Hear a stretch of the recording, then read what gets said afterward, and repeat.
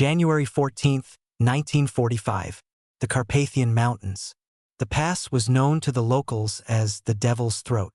It was a narrow, twisting ribbon of ice and granite, flanked by sheer cliffs that rose 2,000 feet into the blinding white sky. It was the only way through the mountains for 50 miles. And it was the only thing standing between the German 6th SS Panzer Army and the heart of the Soviet supply lines. Captain Alexei Volkov sat in the commander's hatch of his T-34-85. The wind bit at his face, stripping the heat from his skin in seconds. He didn't blink. He stared down the throat of the valley. "Engine off," Volkov whispered into his throat mic. The roar of the V2 diesel engine died. Silence rushed back into the valley. A heavy, oppressive silence. "We are freezing, Captain," grumbled Sergeant Dima, the driver. His voice came through the intercom, tinny and distorted. "Cold keeps you awake, Dima," Volkov replied. "And fear keeps you warm." Volkov wasn't leading a regiment. He wasn't leading a battalion. He had 3 tanks, 3 T-34s against the vanguard of an entire panzer army. Intelligence estimated the German force at 300 vehicles, including at least 100 heavy tanks, Tigers and Panthers. It was a math equation that equaled death. But Volkov had an advantage. He wasn't there to fight a battle. He was there to cause an avalanche of steel. The vibration started not as a sound but as a feeling. The coffee in Volkov's metal cup began to ripple. Tiny concentric circles. Then came the noise. A low, grinding rumble like the earth itself was chewing on rocks. "Here they come," Volkov said. "Battle stations. Close hatches." He dropped into the turret. The heavy steel hatch clanged shut, sealing them in the smelling darkness of oil, cordite, and unwashed men.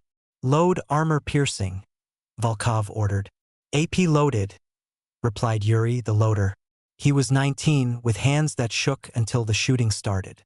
Then he was a machine. Volkov pressed his eyes to the -16 Tanzanian shillings optics. The white landscape of the pass turned green and blurry through the glass. He saw the first shape emerge from the mist. It was a panther. Fast, deadly, with sloped armor that could bounce a shell from a standard Sherman like a ping-pong ball. But Volkov had the 85mm gun. And he had the high ground. The panther was followed by a half-track. Then another panther. Then a tiger. They were moving slowly, arrogant in their power. They didn't expect resistance. Who would be crazy enough to defend this mousetrap? Volkov waited. "Target the lead panther," Volkov whispered. "Wait for my mark. We don't shoot to kill. We shoot to stop." "Captain?" the gunner, Sasha, asked. "A kill shot is easier. The turret ring is exposed." "No," Volkov said. "Aim for the drive sprocket. Break the track. If we kill it, they push the wreck aside. If we maim it, the crew stays inside. They become a roadblock that screams." The German column rolled closer. 800 meters. 600 meters. The pass was so narrow here that the vehicles had to move single file. To their left was a rock wall. To their right was a frozen river drop-off. "Steady," Volkov breathed. The lead panther reached the marker, a dead pine tree Volkov had noted earlier. "Fire!" Boom! The T-34 bucked violently. The breech block slammed back, ejecting the smoking shell casing with a clang. The shell screamed across the valley. It didn't hit the turret. It smashed directly into the front right drive wheel of the Panther. The steel shattered. The heavy track snapped like a watch strap under tension. The Panther, still moving at 20 kilometers per hour, spun violently to the right. It skidded sideways, blocking the entire road. "Good hit," Yuri yelled, shoving another shell into the breach. "Target the rear." Volkov barked into the radio to his other 2 tanks, hidden further up the ridge. "Tank 2, Tank 3, hit the tail of the column. Seal them in." 2 more shots rang out from the snowy cliffs. At the back of the visible column, a fuel truck exploded in a brilliant ball of orange fire. The trap was sprung. The kill box. Panic is a weapon. In a confined space, it is more effective than a bomb. The German column halted. Commanders popped out of hatches, shouting orders. But the roar of the burning fuel truck and the screeching of the damaged Panther drowned them out. They are confused, Volkov said. Now, rapid fire, high explosive. Aim for the cliffs above them. The cliffs? Sasha asked. Sir, do it. Volkov didn't want to penetrate their armor. He wanted to bury them. The 3 Russian tanks elevated their guns. They fired his shells into the snow-packed overhangs looming 2,000 feet above the German column. Crack, crack, crump. The explosions echoed off the canyon walls, amplifying the sound 1,000 times. It sounded like the sky was tearing open. High above, a shelf of snow, ice, and loose rock, disturbed by the shockwaves, broke free. It started as a whisper of white dust. Then it became a slide. Then it became a roar. Avalanche, Volkov whispered. The white wall crashed down onto the center of the German column. It didn't destroy the heavy Tigers. They were too heavy to be swept away easily. But it buried the half-tracks. It crushed the soft-skinned trucks carrying ammunition and infantry. And most importantly, it filled the road with tons of debris. The German column was cut in half. The lead vehicles were trapped between the disabled Panther and the Avalanche. The rear vehicles were stuck behind the burning fuel truck. Now we hunt, Volkov said. Sasha, target the Tiger. For 100 meters. Side armor. Put it through the ammo rack. The duel. The German Tiger commander was good. He had realized where the shot came from. The massive, boxy turret of the Tiger was already traversing toward Volkov's hiding spot. He sees us, Dima yelled. He's turning. The 88mm gun of the Tiger looked like a black eye of death. Shoot, Volkov screamed. Boom. The T-34 fired. Clang. The shell hit the Tiger's side, but the angle was bad. It ricocheted off the thick steel, spinning away into the sky. Non penetration. The Tiger fired. Whiz-crack. The air pressure inside Volkov's tank changed instantly. The German shell passed inches over their turret. The shockwave caused Volkov's ears to pop and bleed. Reverse. Reverse. Volkov kicked Dima's shoulder. The T-34 lurched backward, its tracks churning the snow. A second later, the spot where they had been sitting exploded. The rock shattered, raining granite shards onto their hull. He has us dialed in. Volkov gritted his teeth. We can't peek again. So we run? Dima asked. No. Volkov checked his map. We move. We are ghosts, remember? We don't stay in one spot. Dima, take us to Position Bravo. The ridge. Position Bravo was a suicidal goat path that led higher up the cliff. No tank should be able to climb it, but Volkov had modified his tracks. He had welded steel grousers, cleats, onto the treads for extra grip on the ice. The T-34 groaned as it climbed the 30-degree incline. The engine whined in protest. Come on, darling. Volkov coaxed the machine. Don't die on me now. They crested the ridge. Below them, the German column was chaos. Infantry were swarming over the avalanche debris, trying to dig out. But Volkov wasn't looking at the infantry. He was looking at the reinforcement wave. Coming around the bend, pushing the burning wreck of the fuel truck off the cliff, were more tanks. Dozens of them. And leading them was a monster. It was a Jagdtiger, a tank destroyer with a 128mm gun. The biggest armored vehicle in World War II. Its front armor was virtually impenetrable. Mother of God, Yuri whispered. Look at the size of it. It's a bunker on tracks, Volkov noted calmly. We can't kill it from the front, and we can't flank it in this narrow pass. So what do we do? Volkov looked at the frozen river below the road. The Germans were heavy, very heavy. A Jagdtiger weighed 70 tons. We don't shoot the tank, Volkov said, a cold smile forming on his lips. We shoot the ground it walks on, the icebreaker. The road through the pass crossed a stone bridge over the gorge. It was an old bridge reinforced by German engineers, but it was narrow. The Jagdtiger was rolling onto the bridge. Sasha, Volkov said, do you see the bridge supports? The stone arches. Yes, Captain. Load high explosive. I want you to hammer the base of that bridge. Sir, he won't crack the stone fast enough. We aren't trying to break the stone, Volkov said. We are trying to vibrate the structure. Get Tank 2 and Tank 3 on the line. Volkov coordinated his platoon. 3 tanks. 3 guns. Concentrate fire on the central pillar. On my mark. 3, 2, 1. Fire! 3 85mm guns fired simultaneously. The explosions clustered around the base of the bridge. Smoke obscured the view. The Jagdtiger paused. The commander must have felt the tremor. Again, Volkov ordered. Reload. Fire. Boom. Boom. Boom. Dust and rock flew. The bridge held. German engineering was solid. The Jagdtiger began to move again, confident. It rotated its massive gun toward the ridge where Volkov's other 2 tanks were hiding. Crack. The Jagdtiger fired. Tank number 2 disappeared in a cloud of red mist and fire. The 128mm shell didn't just penetrate. It obliterated the T-34. The turret flew 20 feet into the air. Serioza! Dima screamed. They got Tank 2. Focus! Volkov slapped Dima's helmet. We mourn later. Sasha, load AP. Aim for the bridge deck. Right under the tracks of the monster. But, do it. The structure is weakened. Break the surface. Sasha aimed. He fired. The armor-piercing shell slammed into the cobblestones of the bridge, right beneath the massive tracks of the Jagdtiger. The impact was the final straw. The vibrations from the he shells had cracked the mortar. The weight of the 70-ton beast had stressed the arch. The AP shell shattered the keystone. With a groan that sounded like a dying wail, the bridge gave way. The Jagdtiger tipped forward.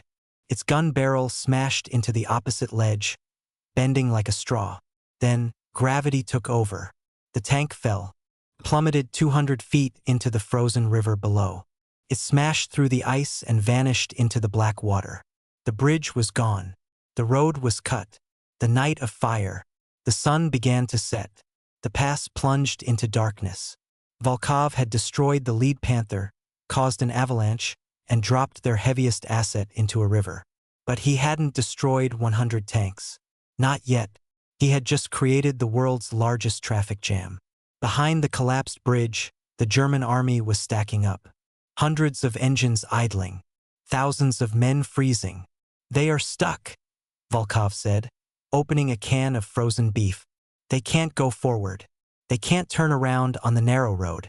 They are sitting ducks. We are out of he shells, Yuri reported. We have 15 AP rounds left. It doesn't matter, Volkov said. We don't need shells tonight. He looked at the radio. Base, this is Apex. Do you copy? Static.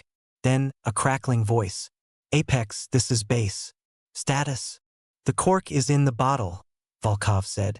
The enemy is stacked up for 3 kilometers in the gorge. Coordinates 44 north, 23 east. Copy that, Apex. What do you need? I need the wrath of God, Volkov said. Send the Katyushas. The organ music.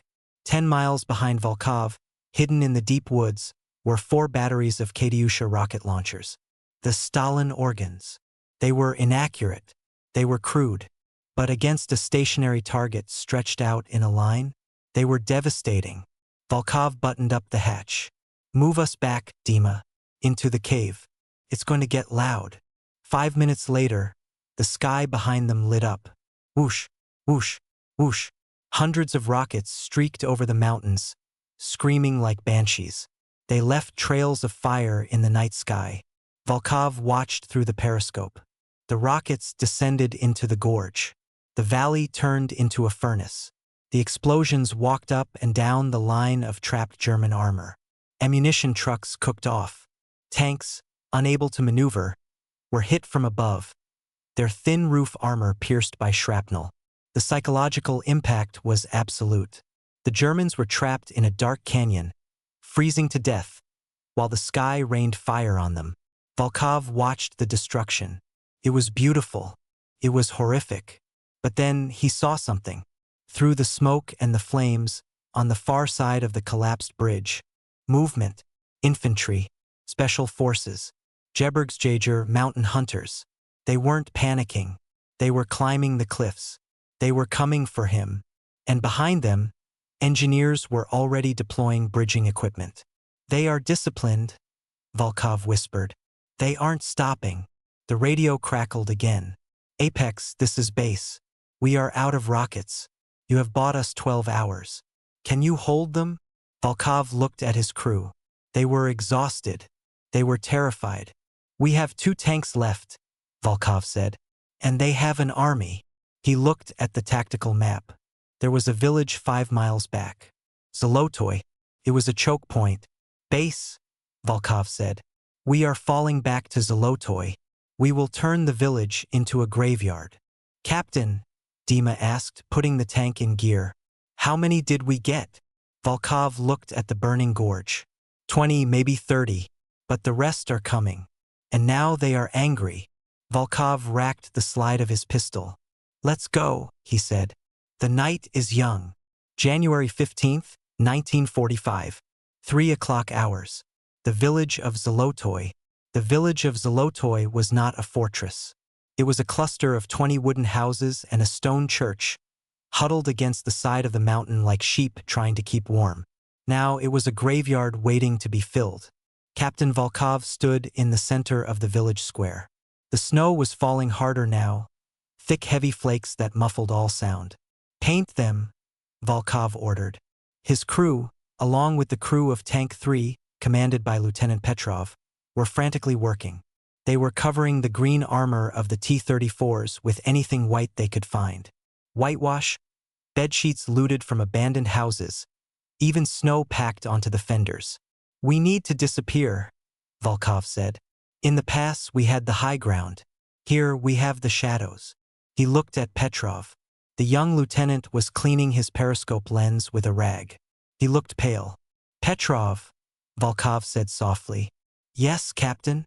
Take the north road. Hide in the barn behind the blacksmiths.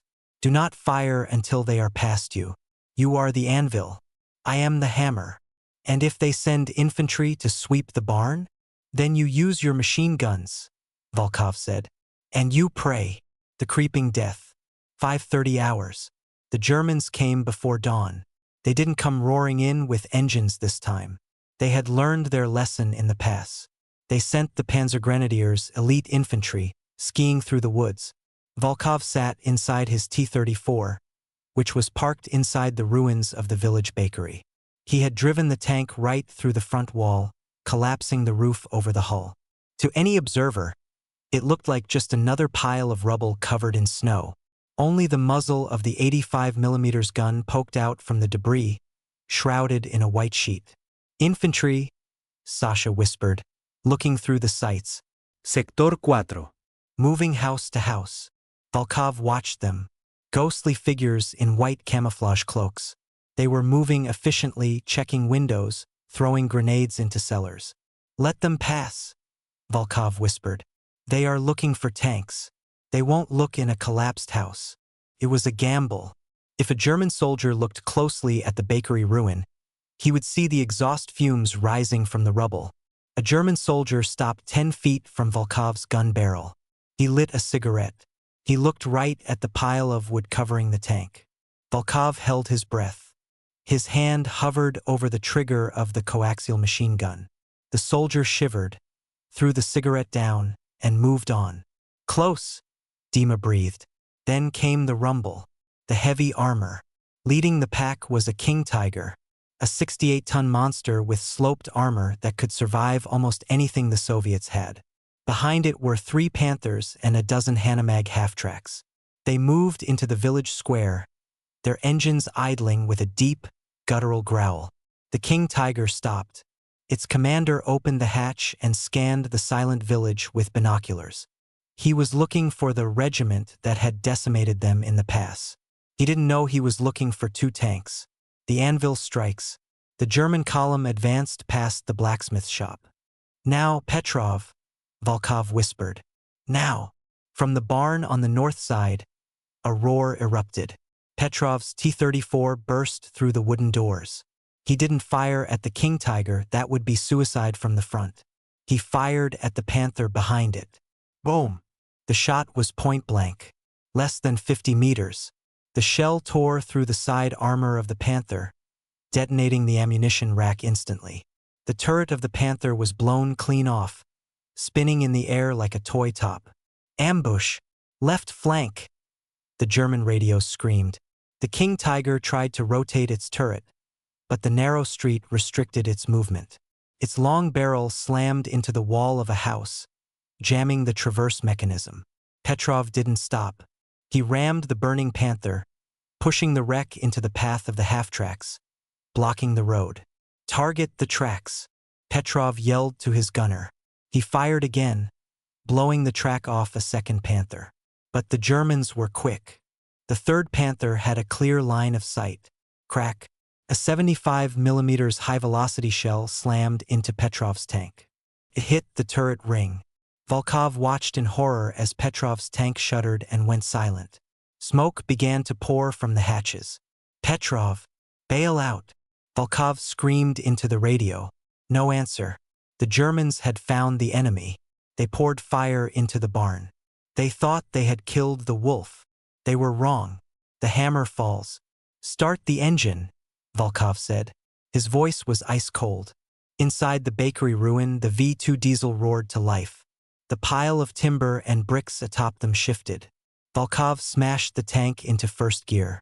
Forward! The T-34 exploded out of the bakery debris. Wood and bricks flew everywhere. To the Germans in the square, it looked like the building itself had given birth to a tank. Volkov was now directly behind the King Tiger. The German behemoth was still struggling to untangle its gun barrel from the wall. Its rear armor, the weakest point, was facing Volkov. Distance 30 meters. Sasha screamed. Target rear. Fire! Boom! The 85mm shell slammed into the engine deck of the King Tiger. It didn't ricochet. It punched through the steel plate and ravaged the Maybach engine block. Gasoline sprayed onto hot metal. Whoosh! The King Tiger turned into a torch. The crew scrambled out, screaming, their uniforms on fire. Don't stop! Volkov yelled. Move! If we stop, we die! Dima gunned the engine. The T-34 surged forward, crushing the debris in the street. They were now in the middle of the German convoy. It was a knife fight in a phone booth. The German tanks couldn't use their superior range. They couldn't even turn their turrets fast enough. Volkov was a wolf among sheep. Half-track, 2 o'clock. High explosive. Boom! The Hanomag disintegrated, scattering infantry like bowling pins. Bunter, novi oklok. He's turning toward us. Ram him, Volkov ordered. What? Dima yelled. Ram him. Throw off his aim. Dima slammed the accelerator. The 30-ton T-34 collided with the 45-ton Panther. Crunch. Metal shrieked. The impact threw Volkov against the periscope, cutting his forehead. But the shock jolted the Panther's gunner. The German fired, but the shell went wild, blowing a hole in the church steeple. Point blank. Shoot him in the neck. The neck was the shot trap under the gun mantlet. Sasha fired. The shell deflected down into the Panther's hull, killing the driver and machine gunner. The tank went dead. The carousel of fire. For 20 minutes, Volkov drove in circles around the village square. He used the burning wrecks of German tanks as cover. He popped out from behind a wall of smoke, fired a shot, and disappeared down an alleyway before the Germans could locate him. He is everywhere! A German radio operator screamed on the intercepted frequency. There are tanks coming out of the walls. Volkov had destroyed 4 tanks and 6 half-tracks in the village. But the numbers were catching up to him. Captain, Yuri coughed, choking on the cordite fumes filling the turret. We are out of AP shells. We have 3 he left. And fuel. The gauge is broken, Dima said. But the engine sounds thirsty. Volkov looked through the vision slit. The snow was black with soot. The village was burning. But more Germans were coming. He could see headlights cresting the hill. A second wave. We can't stay here, Volkov said. Zolotoy is finished. Where do we go? Sasha asked. There is nowhere left. Volkov looked at the map. There was one last place. Behind the village, the road wound up to an old monastery cemetery on the cliffs. It was a dead end, a cul-de-sac with a sheer drop on 3 sides. We go to the cemetery, Volkov said. That's a grave, Captain, Dima said. Exactly, Volkov replied. But not for us. The frozen hill. They retreated up the winding road. The engine sputtered, threatening to die, but Dima coaxed it onward. They crashed through the iron gates of the cemetery. Old stone crosses and mausoleums jutted out of the snow. Position the tank behind the crypt, Volkov ordered. Hull down. Only the turret visible. They parked. The engine died. Out of fuel, Dima said quietly. It doesn't matter, Volkov said. We don't need to move anymore. He opened the hatch and looked down at the burning village. The Germans were regrouping. They were furious. A single Russian tank had humiliated the vanguard of the 6th Panzer Army. They wouldn't send tanks up the narrow cemetery road. It was too steep. Infantry, Volkov whispered. They will send the mountain troops to finish us. He dropped back down. Listen to me, Volkov said to his crew. We have no fuel. We have 3 shells. We have our pistols. The crew looked at him. They were young men, dirty, exhausted, bleeding. You can leave, Volkov said. Go down the back of the cliff. In the dark, you might make it to our lines. Yuri, the loader, wiped his nose with a greasy sleeve. He picked up a heavy wrench. It is a long walk, Captain, Yuri said. I have bad knees. Sasha checked the mechanism of the gun. And I never liked hiking. Dima patted the dashboard of the tank. She won't start without me. Volkov smiled. It was a grim, wolfish smile. Good. Then we make them pay for every inch. The last transmission. 8 o'clock hours. The sun rose over the Carpathians, illuminating the smoke rising from Zolotoy. The German commander, Oberst Gruppenführer Dietz, stood in the village square. He looked at the wreckage of his King Tiger. He looked at the 5 burning Panthers. 1 tank, Dietz hissed. You are telling me this was done by 1 tank? Yes, Herr Oberst, a trembling major reported. We found the wreck of the 2nd one in the barn. But the wolf is up there. In the cemetery. Dietz looked up at the cliffs. Bring up the mortar teams, Dietz ordered. And send the flamethrowers. Burn him out. I want that crew alive. I want to see the man who did this. Up in the cemetery, the radio in Volkov's tank crackled to life. Apex. Apex. Do you copy? It was base. The signal was weak. This is Apex, Volkov said. Volkov, we thought you were dead. The reinforcements are 10 miles out. The T-34s are coming. Hold on. 10 miles is a long way, Volkov said, watching the Germans massing at the bottom of the hill. Hold on, Alexei. Just hold on. Volkov looked at his crew. He looked at the 3 high explosive shells sitting in the rack. We are holding, Volkov said. He saw the first German soldiers starting up the hill. They were carrying flamethrowers. Sasha, Volkov said, do you see the snow overhang above the road? The one we didn't shoot yesterday. Yes, Captain. It's time for one last avalanche. Sir, Sasha said, if we drop that snow, it will wipe out the road. But it might also sweep the cemetery off the cliff. Volkov looked at the sheer drop behind them. I know, Volkov said. The Germans were climbing. 500 yards. 400. Load high explosive, Volkov ordered. Yuri shoved the shell in. The breech slammed shut. Target the cliff face, Volkov said. Wait for them to bunch up. The Germans were cautious. They moved slowly, expecting machine gun fire. They didn't know the tank was out of fuel and bullets. They reached the hairpin turn, right under the massive shelf of snow. Now, Volkov whispered. Captain, Dima said. It has been an honor. Fire. Boom. The gun fired. The shell struck the rock face. The world turned white. The white tomb. The world didn't just turn white. It turned silent. 1 second, there was the roar of the 85mm gun and the scream of the avalanche.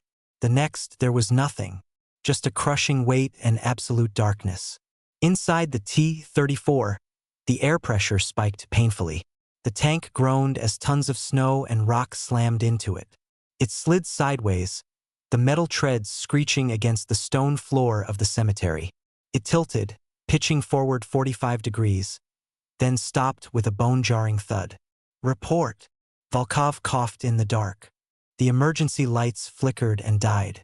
"I'm alive," Dima groaned from the driver's seat. "My head hit the periscope. Sasha? Here. But I can't move my legs." The ammo rack shifted. "Yuri?" Silence. "Yuri! I am here," Yuri whispered. "I dropped the shell casing on my foot. But I am breathing." Volkov fumbled for his lighter. The small flame illuminated the interior. It was a steel coffin. Frost was already forming on the walls. "Try the hatch," Volkov ordered. Sasha pushed against the commander's cupola. He grunted, straining with all his strength. "It won't budge, Captain. We are buried." Volkov looked at the depth gauge on his watch. They weren't just buried. They were sealed under 20 feet of mountain pack ice.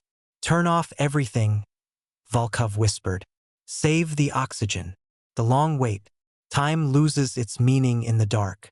They sat in the freezing tank, huddled together for warmth. The temperature dropped to -20 inside the hull. "Do you think we got them?" Yuri asked, his teeth chattering uncontrollably. "We dropped the mountain on them," Volkov said. "If we are buried, they are crushed." Hours passed. The air grew stale. Carbon dioxide was building up. Dima started to hallucinate, muttering about his mother's borscht. Volkov felt his consciousness slipping. It would be a peaceful way to go. Just falling asleep in the cold. Clang. A sound. Volkov's eyes snapped open. Was it a rock shifting? Clang. Clang. Clang. Rhythmic. Metal on metal. Someone was hitting the hull with a shovel. Volkov grabbed the wrench. He banged back. 3 times. Clang. Clang. Clang. A voice, muffled by feet of snow, shouted something. It sounded angry. "Germans," Sasha whispered, gripping his pistol. "They dug us out to execute us." Volkov racked the slide of his TT-33. "Then we take a few more with us." The scratching sound got louder. Then the screech of metal, a crowbar prying at the hatch. Light blinded them. Fresh, freezing air rushed in. A face appeared in the opening. A face covered in soot, with a thick mustache and a fur hat with a red star. "Well," the face grinned. "I told you I'd come for you, Alexei." It was Major Kovacs, commander of the relief column. "You look like hell, Volkov," Kovacs laughed, reaching down a hand. "Come out. You have to see this. The graveyard of giants." Volkov climbed out of the turret. His legs were numb. He stumbled, but Kovacs caught him. He looked around. The cemetery was gone. The avalanche he had triggered had swept the entire cliff face clean. The T-34 was perched precariously on a ledge of rock, the only thing that hadn't been swept into the abyss. But it was the view below that stopped Volkov's heart. The avalanche had wiped out the road leading to the cemetery, taking the German flamethrower teams with it. But further down, in the valley and the village of Zolotoy, the devastation was absolute. The German 6th Panzer Army had been bottled up for 24 hours. Because Volkov had destroyed the bridge and blocked the road, they couldn't move. They had become a stationary target. While Volkov was fighting in the village, the Soviet Air Force had arrived. L-2 Sturmoviks had pounded the trapped column. Smoke rose from the valley floor in a solid black curtain. "Look at them," Kovacs handed Volkov a pair of binoculars. "It goes on for miles." Volkov looked.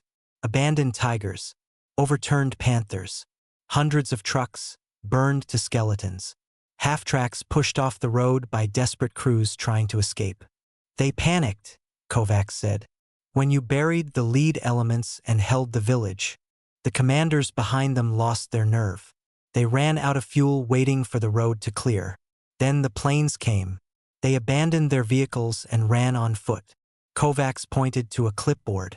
We have counted so far, Kovacs said. We have 14 confirmed kills by your tank alone in the village. But because of the blockage, because of the panic, Kovacs paused.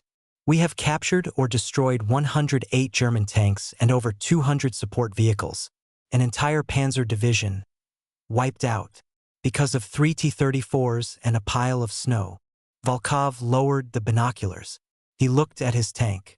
It was battered, scorched, and whitewashed. It looked like a ghost.